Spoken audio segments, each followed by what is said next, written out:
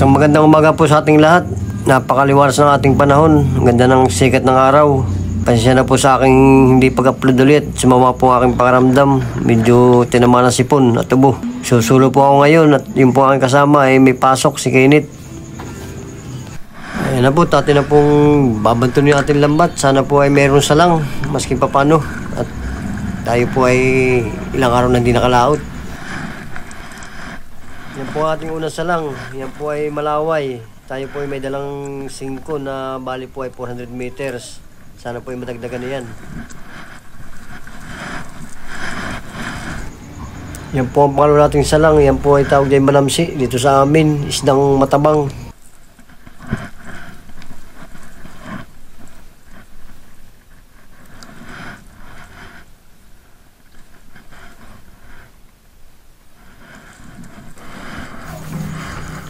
Sunod pong isda, ayan po ay manabon dito sa amin. Tawag namin dito puti ang isda, manabon. Ayan, manabon na naman ang salang. Wala ang mga hasa-hasa at saka ang buraw. Ayan, dito na sa tabi sumalpok ang isda. Nasa tabi sila, wala sa lalim. Masilig yata ang lalim. Sana po yung magdiridiritsyon salang, nang tayo makabawi. Yan po, isang kumukumo. Pwede rin pong kainin yan. Pwedeng lutuin. Bayan na po at dito na naman sumalpok. Nasa tabi po ang isda. Tagpo sa amin din manabon. Nagabay sila. Ayan po, hanggang dyan lang yung ating lambat. Huling salang po uli, manabon.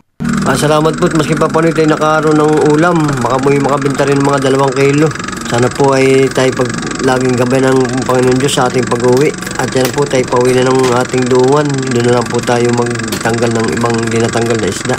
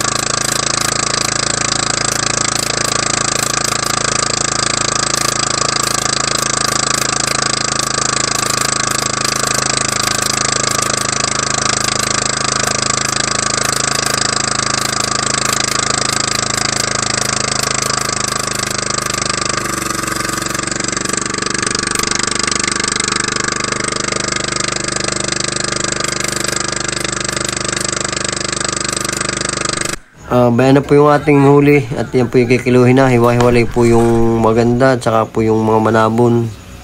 Yung pong magandang klase ay 7 guhit. 7 guhit! Bibi, 7 guhit, pulikat.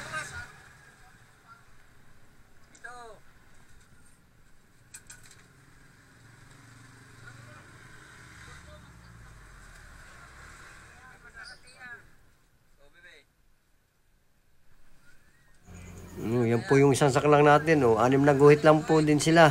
Yan po yung mga manabon.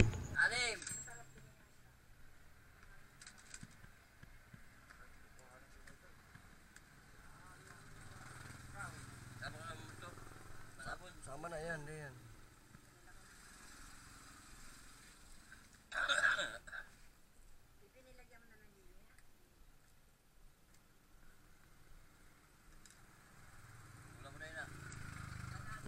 Binakot ko na nga yan. 1 and 3/4. Bali po yung pangatlong saklang ay bali 1 and 3/4.